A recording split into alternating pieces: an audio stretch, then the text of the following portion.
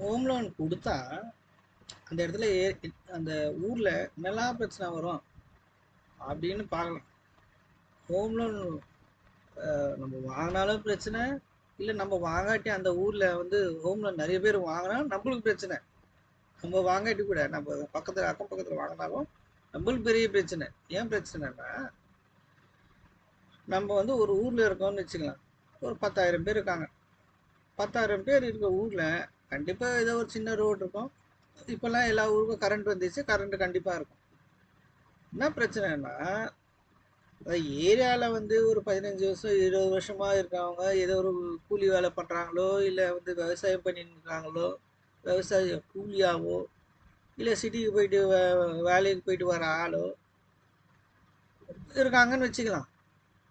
அந்த ஊரில் வந்து சொந்த வீட்டில் இருக்கவங்க ஒரு 4 பேர், வாடகை வீட்டில் இருக்கவங்க ஒரு 6 பேர் இருக்காங்கன்னு வச்சுக்கலாம். இந்த வாடகை இருக்கவங்க வந்து ஒரு சொந்த வீடு வாங்கலான்னு கையில் வந்து கொஞ்சம் காசு வச்சுருப்பாங்க. ஒரு 10 லட்ச ரூபாய் வச்சுருக்கதான் வச்சுக்கலாம். என் கையில் வந்து ஒரு 10 லட்ச ரூபாய் இருக்குது. ஒரு வீடு ஒன்று வாங்கலான்னா வந்து 20 லட்ச ரூபாய் 25 லட்ச ரூபாய் சொல்கிறாங்க. என் கையில் 10 லட்ச ரூபாய் இருக்குது. அதுவும் நான் கொஞ்சம் கொஞ்சமாக சேர்த்து வச்சு பல வருஷமாக கஷ்டப்பட்டு. அதே ஊரில் என்ன பண்ணுவாங்கன்னா, ரியல் எஸ்டேட்காரங்க வந்து யாராவது ஒரு விவசாயிக்கிட்ட போயிட்டு ஒரு 4 ஏக்கர் வாங்கி அதில் லேஅவுட்டை போட்டு வீடு கட்டி கொடுக்குறேன், அப்பார்ட்மெண்ட் கட்டி கொடுக்குறேன்னு சொல்லி ஆளுங்களை பிடிச்சி கட்டுறதுக்கு முன்னாடியே அட்வான்ஸ் வாங்கிடுவாங்க. ஒரு டென்ட் ஒன்று போட்டு இல்லை ஒரு போர்டு ஒன்று போட்டுட்டு கட்டுறதுக்கு முன்னாடியே அட்வான்ஸ் வாங்கிடுவாங்க. எனக்கு வந்து 10 லட்ச ரூபாய் என் கையில் இருக்கும். இந்த அப்பார்ட்மெண்ட்டுக்கு லோன் வேணும்னு சொல்லிட்டு என்ன பண்ணுவாங்கன்னா, அப்போ அண்டர் கன்ஸ்ட்ரக்ஷன் இருக்க அப்பார்ட்மெண்ட்டுக்கு வந்து ஃபஸ்ட்டே பேங்க்கில் வந்து ஹோம் லோன் போட்டு விட்ருவாங்க. விற்கிறவங்க என்ன சொல்லுவாங்க, ரியல் எஸ்டேட்காரங்க, அம்மா இந்த ஊருக்கு வந்து ரோடு இருக்குமா, கரண்ட்லாம் இருக்குமா, ட்ரைனேஜும் நாளைக்கு வந்துடும்மா, தண்ணி நல்லா இருக்குமா, அது இதுன்னு சொல்லிட்டு அந்த ஏரியாவில் இருக்கிற ஜனங்களே வந்து ஒரு மார்க்கெட்டிங் டூலாக யூஸ் பண்ணுவாங்க. மார்க்கெட்டிங் டூலாக வந்து அந்த பப்ளிக் வந்து மார்க்கெட்டிங் டூலாக யூஸ் பண்ணுவாங்க. இத்தனை பேர் இருக்காங்க, உங்களுக்கு பயம் இல்லாமல் ஒரு 10,000 பேர் இருக்காங்க, நிறைய வீடுங்க இருக்குது, உங்களுக்கு பயம் இல்லாமான்னு சொல்லிட்டு அந்த ஏரியாவில் இருக்கவங்கள காமிச்சு, அந்த ரோடை காமிச்சு, அந்த அந்த ஏரியாவில் இருக்க கரண்ட் கனெக்ஷனை காமிச்சு, இப்படி வந்துடும் அப்படி வந்துடும் இப்படி டெவலப் ஆகிடும்னு சொல்லி ஏதோ ஒரு 10 லட்ச ரூபாய் 20 லட்ச ரூபாய் வரக்கூடிய ஒரு இண்டிவிஜுவல் வீட்டுக்கு பதிலாக ஒரு அப்பார்ட்மெண்ட் வந்து 30 லட்ச ரூபாய் 40 லட்ச ரூபாய்க்கு வந்து விற்றுருவாங்க. அதை வாங்குற ஆளுக்காவது அந்த ஏரியாவில் இவ்வளோ போகும் அவ்வளோ போகும்னு ஏதாவது ஒரு எஸ்டிமேஷன், ஏதாவது முன்னாடி பின்னாடி கணக்கு ஏதாவது இருக்குதா? இன்னும் கிடையாது. ஃப்யூச்சரை காசை இப்படி வச்சுருவார் அவர்.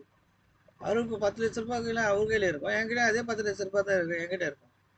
என்கிட்ட வந்து 10 லட்ச ரூபாய்க்கு மேலே நான் லோன் வாங்கணும்னு போனால், ஐயா நான் 15 வருஷமா 20 வருஷமா அதே ஊரில் தான் இருக்கேன், எனக்கு லோன் கொடுங்கன்னா, உனக்கு பே ஸ்லிப் இருக்குதா, இல்லை ஐடி ரிட்டர்ன் இருக்குதா, இல்லை ஏதோ பெரிய பிஸ்னஸ் பண்ணுறியா, உனக்கு இன்கம் சோர்ஸை காமின்னுவாங்க. நம்ம பண்ணுற வேலை என்ன, ஒரு 600ரூபாவோ 700ரூபா வரும், ஒரு மாதத்துக்கு 20,000 ரூபா வரும்னு வச்சுக்கலாமே. அது கையில் எதாவது கேஷ் வரும், இல்லை பேங்க்கில் வந்தாலும் அவ்வளோ பெருசாலாம் வராது. 20,000 ரூபா பெரிய அமௌண்ட் கிடையாது. சரி, நம்ம வாடகை இருக்கலாம், நம்ம வாடகை இருப்போம். அந்த வாடகை காசாவது கொஞ்சம் காசு போட்டு இஎம்ஐ கட்டலான்னா இது பிட்டிங் சொல்லுவாங்க. உனக்கு வந்து இன்கம் வந்து சரியான பேப்பர் கிடையாது, உனக்குலாம் வந்து ஹோம் லோன்லாம் கிடைக்காது. ஐயா என்னுடைய 10 லட்ச ரூபா போடுறேன்னா அதெல்லாம் கணக்கு கிடையாதுப்போம். உனக்கு காசு இருந்தால் தானே உன்னால் கட்ட முடியும் லோனுன்னுவாங்க. சரி ரைட்டு. நம்ம வந்து அதே ஏரியாவில் இருக்கிற அப்பார்ட்மெண்ட்டை வாங்கணும்னு நினைக்கிறவனுக்கு அவனுடைய 10 லட்ச ரூபாய்க்கு வேல்யூ வந்துடும். ஏன்னா அவனுக்கு வந்து 30 லட்ச ரூபாய் இருக்குன்னு வச்சுக்கலாமே, 20 லட்ச ரூபாய் லோனு அவனுக்கு கொடுத்துரும். ஏன்னா அவன் வந்து ஒரு பே ஸ்லிப்போ இல்லை ஐடி ரிட்டர்னோ இல்லை ஏதாவது ஒன்று இருக்கான் கையில், அதை காமிச்சிட்டு அவங்க வந்து வேல்யூ போகுமா போகாதா, இவ்வளோ கொடுத்து வாங்கலாமா வாங்க வேண்டாமா அது எதுவும் தெரியாது. வாங்கிட வேண்டியது, வாங்கிட்டு லோனை கட்டிட வேண்டியது ஒரு 20 வருஷத்துக்கு. இப்போ அதே ஏரியா நானும் பார்க்குறேன், 15 வருஷம் 20 வருஷம் நானும் உட்காந்துட்டுருக்கேன். என்னால் வாங்க முடியல. இந்த ஏரியாவுக்கே சம்மந்தம் கிடையாது, யாரும் வந்து வாங்குறாங்க. அது வாங்கினவங்க கம்முன்னு இருப்பாங்களா? அவங்களும் அந்த அப்பார்ட்மெண்ட் காம்ப்ளெக்ஸை பார்த்து இன்னொருத்தர் அப்பார்ட்மெண்ட் வாங்குவார். எதிர்க்க இருக்கிற ஒரு அப்பார்ட்மெண்ட் கட்டுவார், இந்த பக்கம் அப்பார்ட்மெண்ட் கட்டுவாங்க. ஒரு 10,000 பேர் இருக்கிற ஊரில் வந்து அப்படியே அப்படியே ஒரு 3,000 பேர் சேர்ந்துருவாங்க, 13,000 பேர் ஆகிடும். அப்போது என்ன எக்ஸாம்பிள் காமிப்பாங்க, பாருப்பா இந்த ஊருக்கு நாங்கள் வரும்போது ரோடு சின்னதாக இருந்தது, இப்போ ரோடு பெருசாக்கிட்டாங்க, ட்ரைனேஜ்லாம் போட ஆரம்பிச்சிட்டாங்க. கண்டிப்பாக ஒரு 10,000 பேர் ஊரில் ஜனங்க அதிகமானாங்கன்னா 4 ஷேர் ஆட்டோ போகும், 2 ஷேர் ஆட்டோ இருக்குதுல்ல, இல்லை ஒரு பஸ்ஸு ஒன்று வரும். கண்டிப்பாக ரோடு வந்து ஆட்டோமேட்டிக்காக வந்து பெருசாகும். ரோடு ஜனங்களுக்கு ஏற்ற மாதிரி ரோடு பெருசாகும். கரண்ட்டு பெரிய பெரிய டிரான்ஸ்ஃபார்மர் போட்டு விடுவாங்க. ட்ரைனேஜ் போகிறதுக்கு ஒரு வழி ஒன்று உருவாக்குவாங்க. இல்லை நான் இத்தனை பேர் இருக்காங்கன்னு சொல்லிட்டு ஆட்டோமேட்டிக்காக ஆகும். இதே காமிச்சு காமிச்சு காமிச்சு காமிச்சு ரேட்டை ஏற்றி விட்டுற வேண்டியது. என்னால் 20 லட்ச ரூபா வீடு இருக்கும் போதே வாங்க முடியல. இந்த மாதிரி ரேட் ஏற்றி விட்டு நான் எங்கே போகிறது? இப்போ டெவலப்மெண்ட் ஆச்சுன்னா அந்த ஏரியா டெவலப்மெண்ட் ஆகுதுன்னு சொல்லின்னு இதுக்கு முன்னாடிலாம் நம்ம வந்து பார்த்துருப்போம் பழைய படத்துலலாம். என்னன்னா வீட்டுக்கு தண்ணி இல்லைங்க, தண்ணி வசதியே கிடையாது, கரண்ட்டும் கிடையாது, ஒரு ஸ்கூலும் கிடையாது, எதுவுமே கிடையாது, இந்த ஊர் விட்டு நாங்கள் போகிறோம் சொல்லிட்டு எல்லாம் ஊரை விட்டு கிளம்புவாங்க. என்ன இருக்குதோ ஏதோ ஏதோ கூலி பண்ணி கூலி வேலை பண்ணுறவங்ககிட்ட என்ன இருக்கும், இருக்க சாமான் சட்டி எல்லாம் தூக்கின்னு எதுவுமே இல்லாத ஊருக்கு போகலாம். டெவலப்மெண்ட் ஆச்சுன்னா நமக்கு பிரச்சனை, நம்மளால வாழ முடியாது. போ சரி நம்ம போய் வாடகைக்கு இருக்கலாம், அப்பார்ட்மெண்ட்லையாவது வாடகை வாங்கி இருக்கலாம் அப்படின்னு போனால் அவங்க என்ன பண்ணுவாங்கன்னா, ஒன்று அவங்க வந்து எந்த இடத்துல வேலை பண்ணுறாங்களோ அதே இடத்துல தான் அவங்க இருப்பாங்க, ஒன்று அவங்க வந்து இருக்கணும். இல்லைன்னா வாடகைக்கு விட்டீங்கன்னா கம்மியான ரேட்டுக்காவது வாடகைக்கு இருக்கணும், வாடகை கொடுக்கணும். இவங்க கொடுக்குற வாடகைலாம் எப்படி இருக்குதுன்னா, இஎம்ஐ கால்குலேட் பண்ணி அந்த இஎம்ஐ இவ்வளோ கட்டணும் நான் மாதம், நீ இவ்வளோ வாடகை கொடுன்னு கேட்குறாங்க. அந்த ஏரியாவில் வந்து வருவாங்களா வரமாட்டாங்களாம் கணக்கு கிடையாது. நான் இவ்வளோ காசு போட்டுட்டேன், இவ்வளோ வட்டி கட்டுறேன், ஏன் இஎம்ஐ கட்டணும், நீ இவ்வளோ வாடகை கொடுன்றான். என்னதான் பண்ணது, அந்த ஊரில் சொந்தமாகவும் வீடு வாங்க முடியல, வாடகைக்கும் இருக்க முடியலன்னா டெவலப்மெண்ட்டை பார்த்து எனக்கு பயமாக இருக்குது. இந்த மாதிரி தேவையில்லாமல் நீங்களே வந்து ரேட் ஏற்றி விட்டீங்கன்னா இது வந்து நான் வந்து டெவலப்மெண்ட் இல்லாத ஊருக்கு போயிடுறேன், ஊர் விட்டு கிளம்ப வேண்டிய நிலைமை வருது. ஏது அந்த என்னது அந்த 15 வருஷம் 20 வருஷம் அங்கேயே இருக்கவனுக்கு கதினானா டெவலப்மெண்ட்டை பார்த்து பயந்துட்டு ஊர் விட்டு ஓட வேண்டியதாக இருக்குது. ஏன்னா இந்த ஊரில் நம்மளால் பழக முடியாதுப்பா, எல்லாம் ரேட் ஏறி போச்சுப்பா அப்படின்றாங்க. எல்லா இடத்துலையும் என்ன ஆச்சுன்னா டெவலப்மெண்ட்டுன்னு சொல்லிட்டு 4 பில்டிங்கு,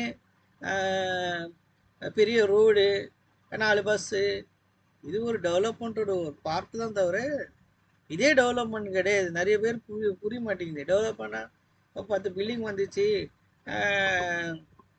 பெரிய ரோடு போட்டு விட்டாங்க, பெரிய ஷாப்பிங் மால் வந்துச்சுன்னுவாங்க. அது வந்து ஒரு டெவலப்மெண்ட்டில் ஒரு பார்ட், அவ்வளோதான். அதே டெவலப்மெண்ட் கிடையாது.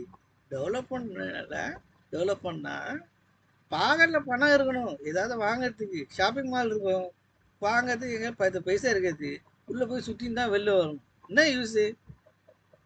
பெரிய ரெஸ்டாரண்ட் போட்டிருப்பான், வாங்க வாங்க சாப்பிடுங்கன்னு சொல்லிட்டு உள்ளே போனால் 150 ரூபா வாங்கிடுவான். எனக்கு வரதே காசு கம்மி, நான் பட்னியாக ரோட்டில் சுற்றின்னு இருக்கணும்.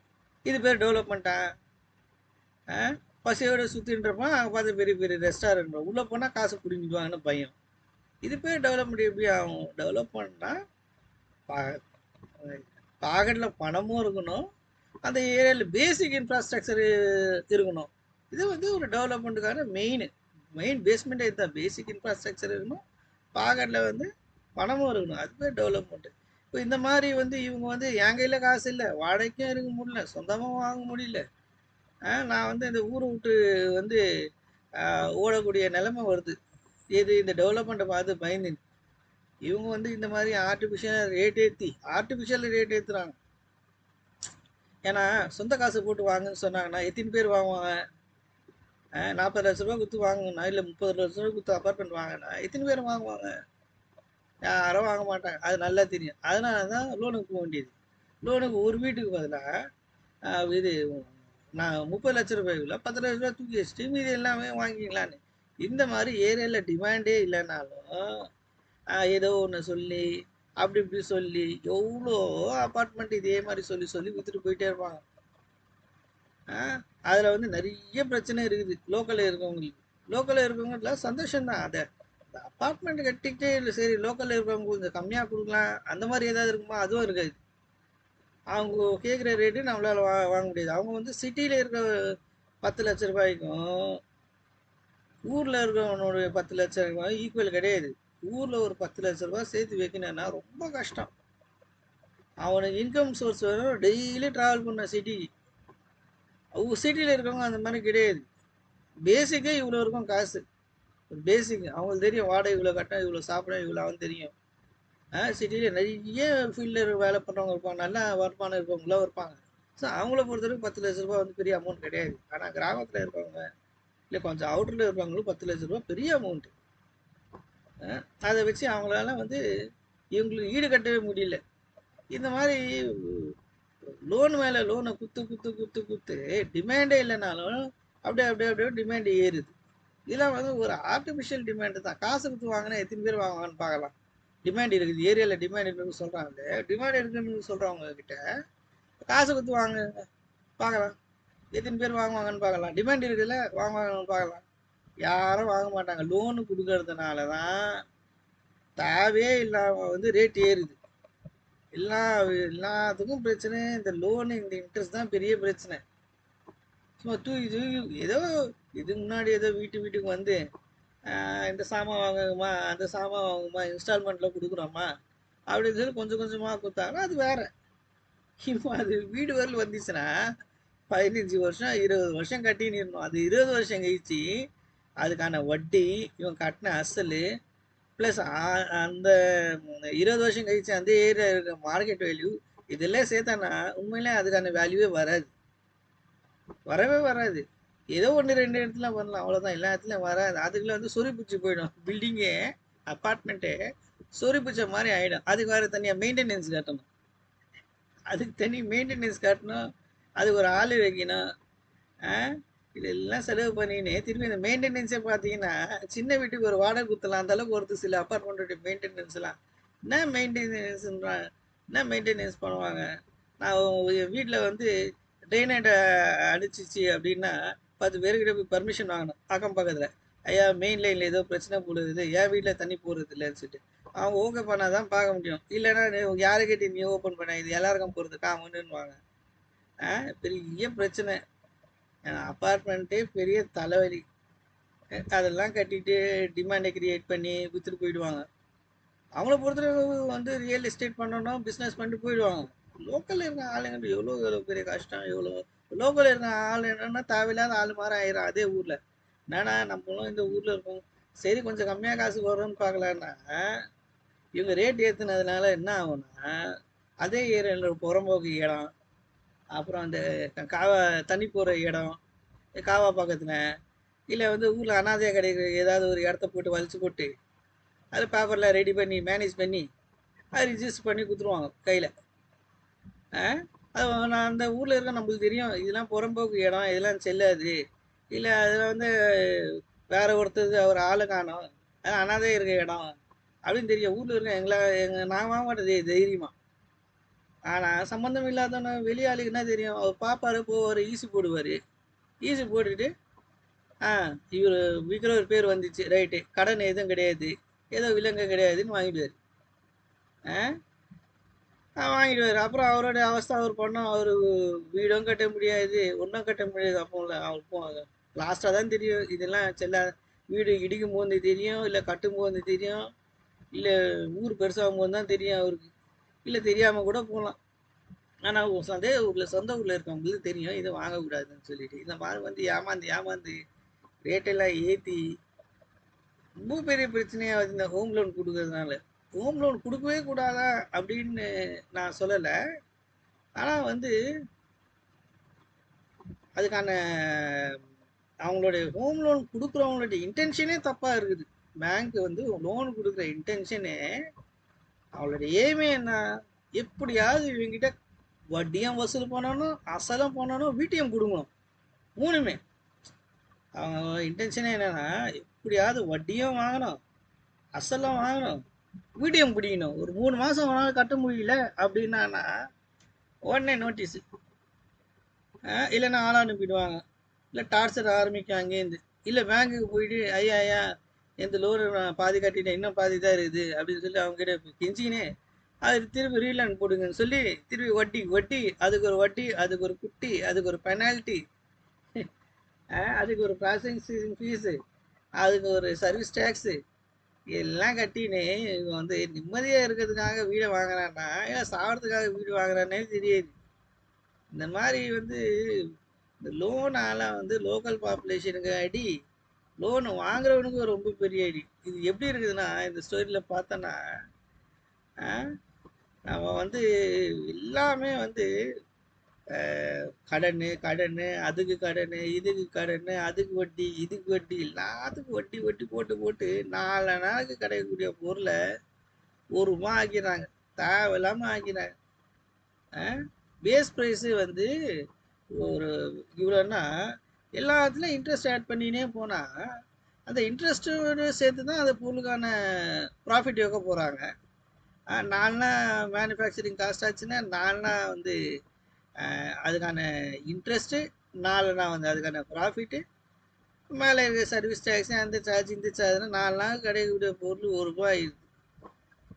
இந்த மாதிரி பண்ணால் எல்லாரும் கடனில் தான் இருக்கும். காசு இன்கம் வந்துன்னு இருக்குது, நான் அடிச்சுன்னு இருக்கானா அவன் சந்தோஷமாக சொல்லுவான், இன்னும் தைரியமாக சொல்லுவான், எனக்கு வருமானம் இருக்குது, நான் கரெக்டாக கட்டிட்டேன்னுவான். இல்லாதவங்க தான் என்னது, எத்தனை பேருக்கு கன்சிஸ்டன்ஸாக வந்துட்டு இருக்கோம், எத்தனை பேருக்கு கவர்மெண்ட் வேலை இருக்குது கன்சிஸ்டன்ஸாக வரத்துக்கு. ஐடி கம்பெனியில் வேலை பண்ணுறேன்னா எனக்கு கொடுத்துருவாங்க, கொடுப்பாங்க, உனக்கு வயசு இருக்குன்னு கொடுக்குறாங்க, அதே உனக்கு ஒரு 50 வயசு ஆகட்டுமே யோசிப்பான், என்ன பண்ணலாம் ஏது பண்ணலாம்னு சொல்லிட்டு. இது 2 பேர் சேர்ந்து வாங்குங்க, இன்னொரு ஆள் கையெழுத்து போடணும், நீங்கள் செத்து போயிட்டுன்னா அவங்க கொடுக்கணும், அந்த மாதிரி எழுதி வச்சுப்பாங்க. ஏன்னா உனக்கு 10 வருஷத்துக்கு லோனு கொடுக்க முடியும், உனக்கு 50 வயசு ஆகிப்போச்சு, 60 வயசு இது வரலாம் நாங்கள் கொடுப்போன்னுவாங்க. 1008 ஃபிட்டிங்கு, என்ன ஃபிட்டிங் வச்சாலும் சரி, எப்படியாவது நீ எப்போ மிஸ் பண்ணுவேன், எப்போ வீட்டை பிடுங்கலான்னு பார்த்துட்டு இருப்பாங்க. வட்டியும் வந்தது, நீ கட்டின அசலும் வந்தது, வீட்டையும் பிடிங்கியாச்சு. இதுதான் இந்த எய்மோடு தான் கொடுப்பாங்க லோன். அதனால் இந்த லோன் வாங்குற தலைவலியே வச்சுக்கூடாது. ஏதோ நம்ம கையில் வேறு ஏதாவது இருந்ததுன்னா அதை வச்சு வாங்கி வந்தால் வந்து போனால் போடணும். கோல்டு இருக்குது, கோல்டை வச்சு வாங்கணும், போனால் கோல்டு போச்சு, அந்த மாதிரி தான் பார்க்கணும் தவிர, அந்த மாதிரி ஏதாவது கம்மியாச்சுன்னா அப்படி தான் பார்க்கணும் தவிர, டைரெக்டாக போயிட்டு இந்த மாதிரி ஹோம் லோன் கொடு, 15 வருஷம் 20 வருஷம் கட்டுறாங்கன்னா 15 வருஷம் 20 வருஷம் எனக்கு அதே மாறி போயிடும். இது எப்படி இருக்குன்னா, லோன் வாங்கினதுக்கப்புறம் எப்படி இருக்குன்னா, இதுதான் லோன் கொடுக்குறது எதுவுமே இதுதான். இந்த கவிதைக்கு வந்து கேரட் கொடுக்குற கதை தான். அதுக்கு வந்து பிரின்சிபல், அதுக்கு இன்ட்ரெஸ்ட் அவனால் கட்ட முடியல, அதுக்கு ஒரு பெனால்ட்டி,